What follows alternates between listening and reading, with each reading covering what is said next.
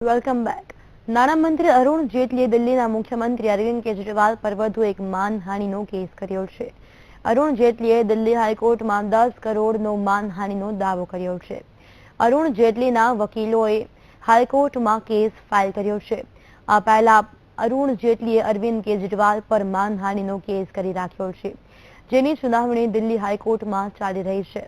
પાછલા અઠવાડિયે વકીલ રામ જેઠમલાણીએ જેટલીને શાતિર શબ્દનો ઉપયોગ કર્યો હતો, જેના પછી જેઠમલાણીએ કહ્યું હતું કે તેઓ પોતાના ક્લાયન્ટ અરવિંદ કેજરીવાલના કહેવા પર કહ્યું છે, જેના પર જેટલીએ નારાજ થઈને માનહાનિનો કેસ કર્યો છે.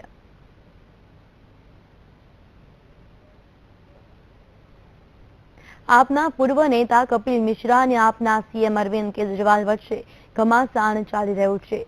ત્યારે ગઈકાલે અરવિંદ કેજરીવાલ કપિલ મિશ્રા દ્વારા લગાવેલા આરોપોના જવાબ આપવા મીડિયા સમક્ષ આવ્યા હતા અને અરવિંદ કેજરીવાલે કહ્યું હતું કે જો કપિલ મિશ્રાના આરોપો સાચા હોત અને જો હું અપરાધી હોત તો હું જેલમાં હોત.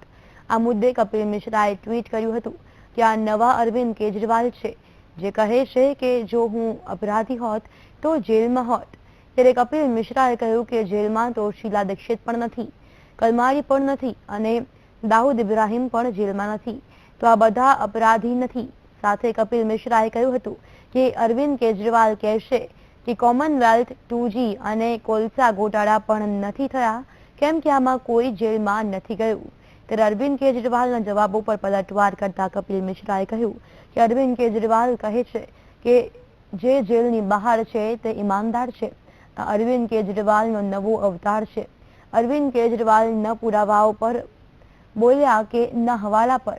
સાથે તેમણે કહ્યું કે અરવિંદ કેજરીવાલે આપના નેતાઓના વિદેશી પ્રવાસ પર હિસાબ નથી આપ્યો.